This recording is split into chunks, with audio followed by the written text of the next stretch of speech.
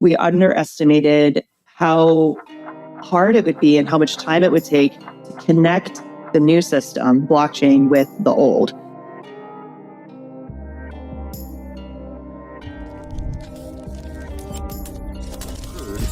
That would allow that type of exponential increase in the gold price. That's why I own it. I'm not a trader. I own gold for insurance. I own gold stocks.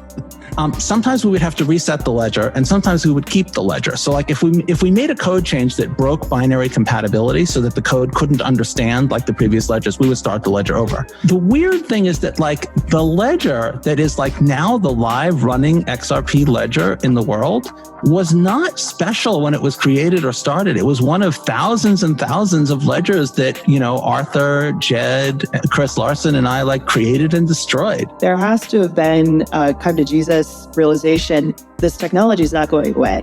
Even if, you know, Gary Gensler, the SEC, this version of the SEC has their way, you can't enforce or even regulate technology away. The deterioration of the Fed's balance sheet, it's, you know, taking all this crappy paper to rescue various financial institutions. And that if there was a market revaluation of this gold, Gramley said, the Fed's balance sheet would look immensely better. Know what you hold?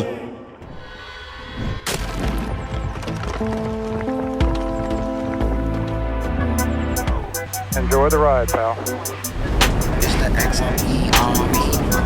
If you got a baggie, welcome to the party. Shout out to the latest sub. We got Robert Tux in the building. Appreciate you stopping by, tuning in, smashing those likies. We got Monica Long here talking the institutional paradigm shift, XRP. We got the total global cryptocurrency market cap today at 2.4 trillion. We got a green day today up almost 3% in the past 24. We got XRP currently right around 47, 48 cents. Stellar XLM right around 9 cents. We got BTC 61,934, ETH right around 34 hundo. We got Flare Networks right around 0.024, XDC 0.031. We got Axelar down to 58 cents. Songbird right around 009, Stronghold 006. We got Zahao right around 0.093, Evernode 19.5 cents. We got Yoshi Takakatao to pop things off. Ripple collaborates with Archax to bring hundreds of millions of dollars of tokenized real-world assets to the XRP ledger. Know what you hold? Subject views a set of circumstances that would occur in a 9,000 plus gold world would be distinctly unpleasant. Gold, silver, XRP. I answer a lot of questions on a lot of shows about the technical aspects of gold trading, like, is 2,410 some, you know, magical resistance or something like that?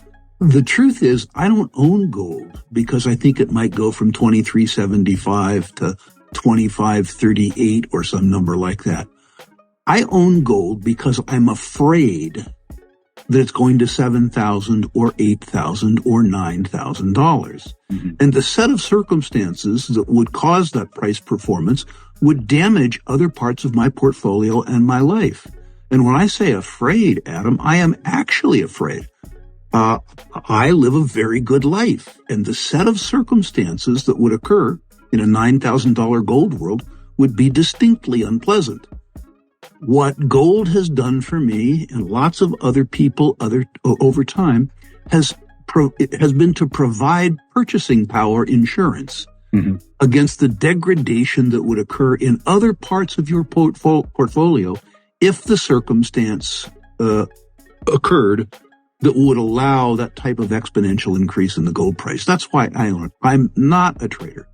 I own gold for insurance. I own gold stocks because I'm fairly good at investing in them, and I'm an investor as well as a purchaser of insurance.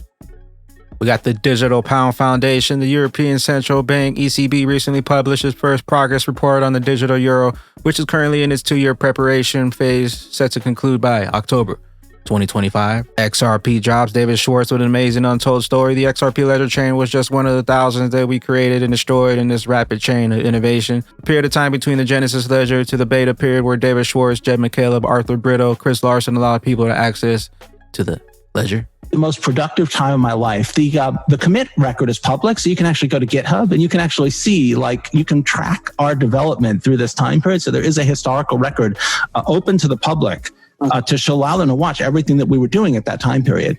And we had this rapid cycle where we would build code, deploy it, test it, run it, build code, deploy it, test it, run it. And of course, after a while, the cycle started to slow down as the code became more stable. And sometimes we would have to reset the ledger, and sometimes we would keep the ledger. So like if we made a code change that broke binary compatibility so that the code couldn't understand like the previous ledgers, we would start the ledger over. And if we didn't break binary compatibility, we wouldn't. Now, this is the amazing untold story part. At some point in that development, I think it was June 2012 or so. At some point in that development, we just didn't reset the ledger anymore. Oh, we just stopped. So now this is the because there was no technical need to. There was no technical need to reset the ledger, and so we just stopped resetting it. So the weird thing is that like the ledger that is like now the live running XRP ledger in the world was not special when it was created or started. It was one of thousands and thousands of ledgers that, you know, Arthur, Jed, Chris Larson, and I like created and destroyed. It just one time we're like, okay, there's no need to, and we didn't know it at the time. We thought, you know, it just so happened that we didn't make any changes that required a new ledger. So if you think about it, like the public XRP ledger chain that starts now, like was just one of thousands that we created and destroyed in this rapid chain of innovation. And there was just never a reason. Obviously now it would be completely impractical to restart it. And we couldn't do it because we'd have to convince like all the validator operators. Because at that time, there were several people, myself and Jed, who had, and probably Arthur, who had access to all three machines. And so they could have restarted the entire ledger or not. And then we went into sort of a beta period where we allowed people access to the ledger. And there was this thought that we might reset the ledger or we might not. And we just never did that. So here's another hilariously funny bit. If you fire up the XRP ledger software yourself today and you don't connect it to the network, it will create a new Genesis ledger. It'll create a new blockchain from scratch. That's what it does if you don't tell it to do anything else. And there will be 100 billion XRP in the sort of Genesis account, and you can transfer it. The password is well known. I think it's master password. So the password generates a private key. You just use master as master. Create my own XRP right now. You can. And so this is the hilarious part. When we opened that ledger to the public during the beta, there was still money in the master account.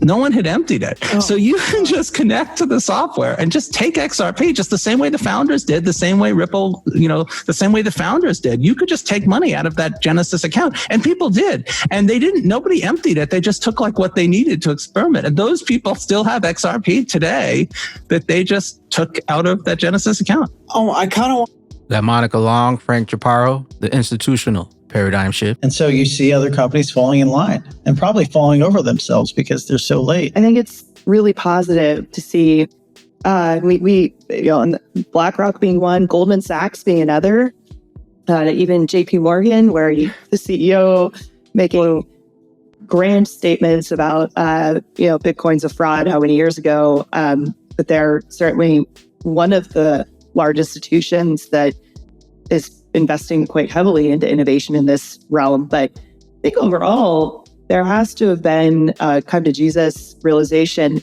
this technology is not going away.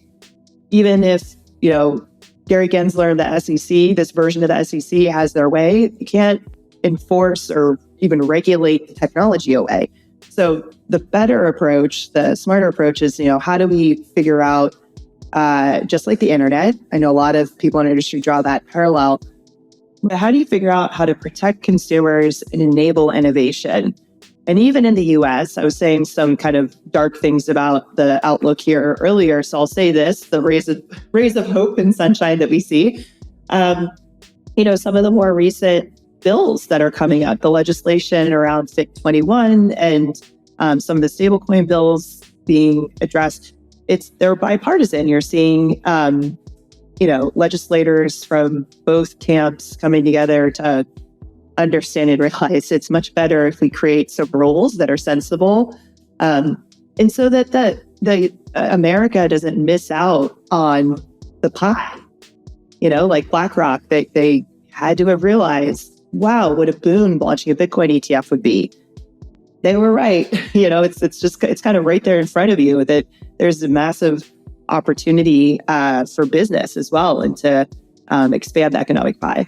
What are you most excited about? Maybe something that we haven't talked about that is on your desk. So I do at the top of our conversation, I was talking about how Ripple's become more than payments. We believe the infrastructure that we've built, I think what the whole industry probably underestimated when we first started working on applying blockchain to financial use cases, we underestimated how hard it would be and how much time it would take to connect the new system, blockchain, with the old. So we've all of the years that we've spent on that, I do think that's really valuable. And if you think of a global off-ramp network for crypto, that's powerful, not just for the payment companies we're serving. I think that Ripple's in a position where we can serve a lot of enterprise use cases for finance. So you can expect us to kind of expand beyond payments as a use case. Secondly, because we were just talking about ETFs, I think it would be very sensible for someone to launch an XRP ETF. XRP has been, trading as within the top 10 for how long? Maybe its entire life. And on the top exchanges like Coinbase and Kraken, it's certainly in the top 5 of daily volume. Oh, the other factor there, because of the court's ruling last year, XRP and Bitcoin are the only 2 crypto assets in the United States with clarity from the government. That's pretty meaningful. So I would be interested to see what transpires by way of additional ETFs. We're all excited about the ETH ETFs coming up, but I'm also excited to see more. I would assume. ETF, IPO, stablecoin, case closure. The best is still yet to come. Crawl, walk. Then we rock it. See you at the tippy top. We got one from Mr. Man XRP Bretton Woods. Envisions a new global monetary order centered on commodities such as gold. We're nearing a potential revaluation. Do you think that we're headed towards some kind of a monetary train wreck, given the fact that governments have so abused the market process? I don't know how the current financial system is going to survive. So many things are just, things are being papered over left and right. I have suspected for a few years that central banks will get in front of this problem by mobilizing gold back into the financial system. I don't really expect a gold standard, and I don't advocate a gold standard. I advocate a free market in the monetary metals because I think that will accomplish the objectives of a gold standard better than the gold standard itself would. But I will not be surprised if we wake up some morning or turn on the nightly news before going to bed some Sunday night and find out that the G8 or the G20 or the IMF or some of those guys have been meeting, if not at the Plaza Hotel in New York, as they did in 1985, have come to some new currency arrangement. And perhaps they will announce that central banks will start buying gold at $5,000 an ounce, perhaps in the name of helping the poor countries where gold is mined, or perhaps very candidly in the name of reliquefying central banks themselves, those that still have sufficient gold reserves to reliquefy themselves with. I believe it was Lyle Gramley, a former member of the Fed's Board of Governors. If it wasn't him, it was another former member of the Fed's Board of Governors who was on Business News Network in Canada a year or two ago when he was getting hit with pretty serious criticism of the deterioration of the Fed's balance sheet. It's, taking all this crappy paper to rescue various financial institutions. And Gramley or the Fed governor, whoever it was, volunteered to the reporter that he was overlooking something, and that what he was overlooking were the 8,000 tons of gold on the books of the United States government, on the books of the Fed that were being valued only at the antique price of $42.22 an ounce, and that if there was a market revaluation of this gold, Gramley said, the Fed's balance sheet would look immensely better. Well, this was something that was volunteered by a former member of the Fed's Board of Governors.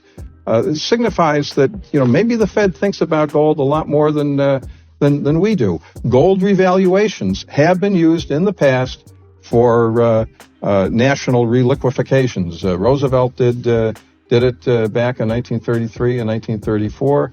A British economist named Peter Millar a few years ago wrote a paper on how the revaluation of gold has been used throughout history to avert debt deflations and reliquefy the financial system. I'm pretty confident it's going to happen again, and I just want to live so long. We got one from Danielle Dixon. Price obsessions blinds us to blockchain potential. Remember, we're building the future, not a casino. Trying to focus on real utility. XRP, XLM.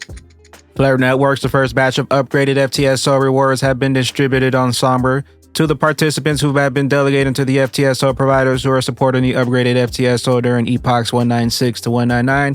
Rewards are now available to claim via the Flare portal. We got another one from Danielle Dixon. Amazing to see Circle's growth. Stablecoins offer stability against economic volatility. They're a lifeline for those who need it most. The chart is more than data. It's proof of expanding access. Fascinating Circle's USDC has seen insane growth in volume. 2024, getting ready to flow into that real USD. We got one from We Say When. This is so cool. This is the closest thing to what the tip bot was years ago, but now even better, self-custodial. You can now create vouchers in the Zahman Zahao. Vouchers are non-custodial. The funds are managed by hooks, the native smart contracts on Zahao. This means that the voucher QR codes are like cash. They can be used by whoever has access to the voucher. A voucher really is a claim ticket for its value, meaning you can claim it or forward it as is for someone else to claim. It is basically not yet owned Zao to be claimed into on-ledger ownership by anyone in possession of the claim code QR. What a funny way to share some value in a DM, tweet. First one to claim it gets it. Mobile messages, Discord messages, or email, or just print them. Ever wanted to send crypto to anyone via a voucher? Now you can. We got one from Titan of Crypto. Bitcoin bullish continuation pattern. BTC is forming an ascending triangle on the daily time frame. Sentiment feed, we're observing one of the highest social volumes of dominant spikes for one word. Bottom in the last year. Study what happened historically when similar events took place. Let me know down below if you think we're at the bottom. And we got XRP Crypto, XRP Dominance, Epic Falls coming. The XRP Dominance is retesting the ascending channel edge in the Fib 0. The rejection will be epic. XRP Army, stay ready. And we got Mustache here, altcoins. Altcoins are back testing a breakout from almost 2-year accumulation range, and people are bearish. In 2016 and 2020, the altcoin bull market only started after this retest. Is it different this time? Zero doubt. Every 4 years, accumulation, then we rock it. With that being said, Batman bag ladies, let our friend know that the greatest opportunity of multiple lifetimes is still at hand, but the train's left the station. Tick-tock, tick-tock. Where will those bags be when that regulation jar molasses finally breaks open and XRP's true price is finally revealed? Big bags, later glitches. And when we blow, ain't no told you so's. I'm a big ghost. I'm a big ghost. We hold the gold. I be super bullish like the bearable bull. My lifeboat full, ready for the big boom. Astronaut suit, headed for the moon. With my Hodo gang crew, had the 2020 vision, yeah we all knew. Now we pulling up in something brand new. New house on the avenue, beach house and cabin too. Normally I don't flex, but I had to go all out. You said it couldn't happen.